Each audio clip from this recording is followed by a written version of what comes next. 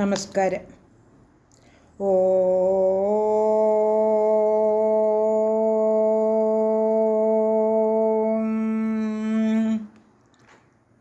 ഓ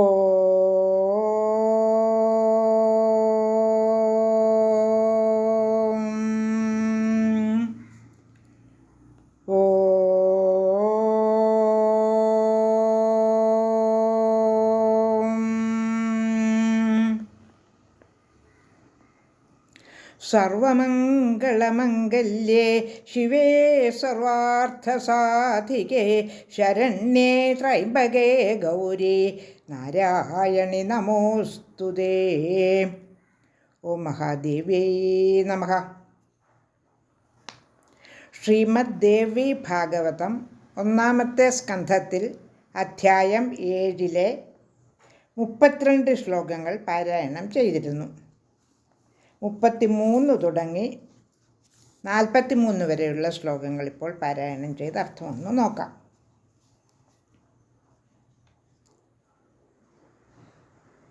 നമ്മൾ പറഞ്ഞുകൊണ്ടിരുന്നത് മധു കൈടഭന്മാർ എന്ന 2 അസുരന്മാർ ബ്രഹ്മാവിനെ യാദൃച്ഛികമായി കാണുകയും അദ്ദേഹത്തെ ഭീഷണിപ്പെടുത്തി യുദ്ധത്തിന് ക്ഷണിക്കുകയും ചെയ്യുന്നു. ബ്രഹ്മാവ് ഒന്ന് പരവേശപ്പെടുന്നു. ഇവരുടെ ശക്തി എന്താണെന്ന് ബ്രഹ്മാവിന് അറിയാത്തതുകൊണ്ട് യുദ്ധം ചെയ്യണമോ വേണ്ടയോ എന്ന് ശങ്കിക്കുന്നു. ഏതായാലും വിഷ്ണുവിനെ പ്രാർത്ഥിക്കാമെന്ന് വിചാരിച്ച് അതികഠിനമായ പ്രാർത്ഥന, തപസ് ബ്രഹ്മാവ് തുടങ്ങുന്നു. പക്ഷേ അദ്ദേഹം ചേതനയേറ്റ് അനക്കമില്ലാതെ കിടക്കുന്നതേ ഉള്ളൂ, ഉണരുന്നില്ല. അപ്പോൾ ബ്രഹ്മാവ് വിചാരിക്കുന്നു, ഇദ്ദേഹത്തിൻ്റെ ശക്തി അതിലും കൂടിയ ഏതോ ഒരു ശക്തി ആവാഹിച്ചെടുത്തിരിക്കുകയാണ്. അതുകൊണ്ടാണ് അദ്ദേഹം ഈ കിടക്കുന്നത്, ഒരു അന്യനെ പോലെ അവശനായി കിടക്കുന്നത്. ഇദ്ദേഹം ഇങ്ങനെയാണെങ്കിൽ പിന്നെ മറ്റുള്ളവരുടെ കാര്യം പറയാനുണ്ടോ?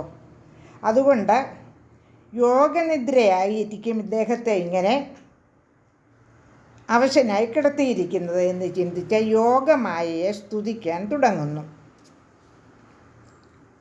ഈ ജഗത്തിൻ്റെ ഉൽപ്പത്തിക്ക് കാരണമായ ആ അമ്മയെ, മഹാദേവിയെ അകമഴിഞ്ഞ് അദ്ദേഹം പ്രാർത്ഥിക്കുന്നു. ബ്രഹ്മാവ് ലോകത്തിന് എപ്പോഴും ബോധം ജനിപ്പിക്കുന്ന ബുദ്ധിയും ദേവിയാണ്, ശ്രീയും ദേവിയാണ്, എല്ലാവർക്കും സുഖമരുളുന്നവരും നീയാണ്, ബുദ്ധിമാന്മാരുടെ കീർത്തിയും കാന്തിയും എല്ലാം നീ തന്നെ എന്നൊക്കെ പറഞ്ഞ് വളരെ ഉത്കൃഷ്ടമായ ഭാവത്തിലും വാക്കുകളാലും ദേവിയെ സ്തുതിക്കുന്നു. 33-ാമത്തെ ശ്ലോകം ചൊല്ലി അർത്ഥമൊന്ന് നോക്കാം. ദേവി ഭാഗവതം 1-ാം സ്കന്ധം അധ്യായം 7-ലെ 33-ാമത്തെ ശ്ലോകം.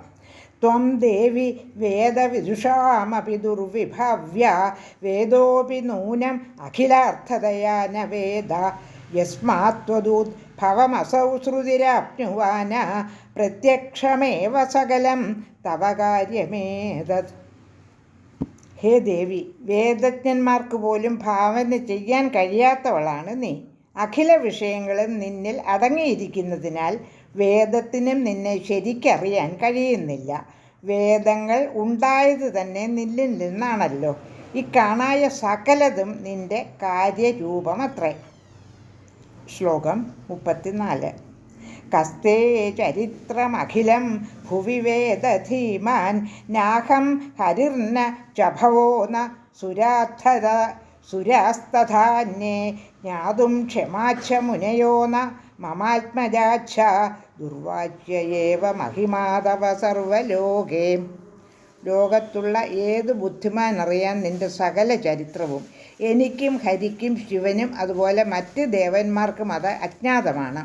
മാമുനിമാർക്കും എൻ്റെ പുത്രന്മാർക്കും അറിയാൻ കഴിയുന്നില്ല. സർവത്ര വ്യാപിച്ചിരിക്കുന്ന നിൻ്റെ മഹിമ അവർണ്ണനീയം തന്നെ. ശ്ലോകം 35. യജ്ഞേഷു ദേവി യദി നാമ നതേ വദന്തി സ്വാഹേതി വേദവിദുഷോ ഹവനേ കൃതേപി ന പ്രാപ്നുവന്തി സതതം മഹഭാഗധേയം ദേവാസ്ത്വമേവ വിബുധേഷു വിവൃത്തിദാസി.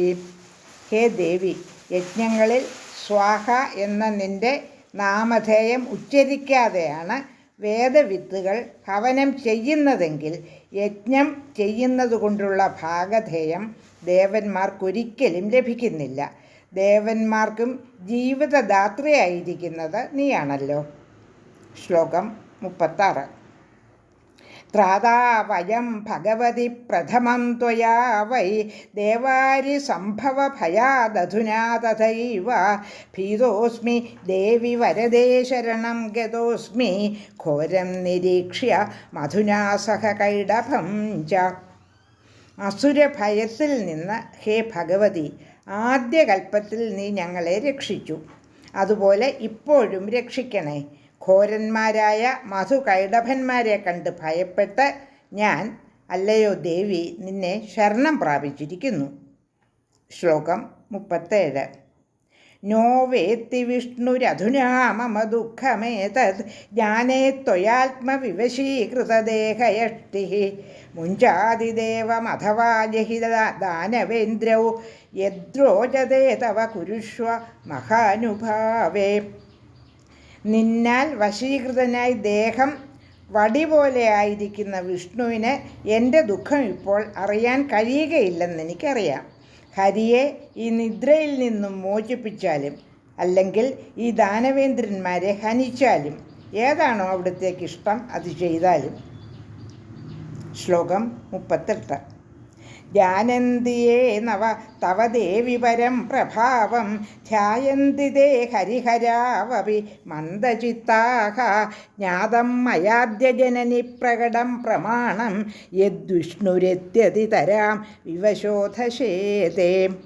ഹേ ദേവി, നിന്റെ പരമമായ പ്രഭാവത്തെ അറിയാത്ത മന്ദബുദ്ധികളാണ് ഹരിഹരാദിമൂർത്തികളെ ധ്യാനിക്കുന്നത്. അവിടുത്തെ പ്രഭാവം എനിക്കിപ്പോൾ വ്യക്തമായിട്ടറിയാം. കാരണം വിഷ്ണുവിത അത്യന്തം അവശനായി ശയിക്കുന്നു. ശ്ലോകം 39.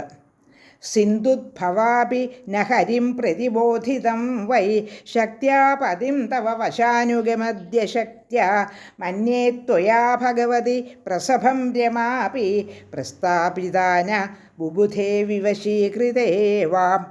നിന്റെ ശക്തിക്ക് വിധേയനായി കിടക്കുന്ന സ്വപതിയായ ഹരിയെ ഉണർത്താൻ സിന്ധുജയായ ലക്ഷ്മി പോലും ഇപ്പോൾ അശക്തയാണ്. ഹേ ഭഗവതി, നീ ആ രമയെയും ബലാൽ ഇറക്കി വിട്ടതുകൊണ്ട് വിവശയെപ്പോലെ ഒന്നും അറിയുന്നില്ലെന്ന് എനിക്ക് തോന്നുന്നു. ശ്ലോകം 40. ധന്യാസ്തയേവ ഭുവി ഭക്തിപരാസ്തവാഘ്രൗ തുക്ത്യാന്യദേവ ഭജനം ത്വയി ലീനഭവാഃ കുർവന്തി ദേവി ഭജനം സകലം നികാമം ജ്ഞാത്വാ സമസ്തജനനിം കില കാമധേനും. നീ കാമധേനുവും സമസ്ത ലോകത്തിൻ്റെയും ജനനിയുമാണെന്നറിഞ്ഞ് മറ്റ് ദേവന്മാരെ ഒന്നും ഭജിക്കാതെ നിന്നിൽ മനസ്സുവെച്ച് നിന്റെ സരളഭാവത്തിൽ നിഷ്ഠയോടെ നിന്റെ പാദകമലത്തിൽ ഭക്തിപരന്മാരായി ഭജിക്കുന്നവരാണ് ലോകത്തിൽ ധന്യന്മാർ. ധീകാന്തി കീർത്തി ശുഭവൃത്തി ഗുണാദയസ്തേ വിഷ്ണോർഗുണാസ്തു പരിഹൃത്യ ഗതാകുജാദ്യ ബന്ധീകൃതോ ഹരിരസൗ നനു നിദ്രയാത്ര ശക്ത്യാതവൈവ ഭഗവത്യതിമാനവത്യാഹ. നിന്റെ ധീ, കാന്തി, കീർത്തി, ശുഭവൃത്തി, ഗുണങ്ങൾ തുടങ്ങിയവ വിഷ്ണുവിൻ്റെ ഗുണങ്ങളെ നശിപ്പിച്ചിട്ട് ഇന്ന് എവിടെ പോയി? ഹരിയാകട്ടെ ഇവിടെ അതിമാനവതിയായ നിദ്രാശക്തി കൊണ്ട് തന്നെ ബന്ധനസ്ഥനുമായിരിക്കുന്നു. ശ്ലോകം 42.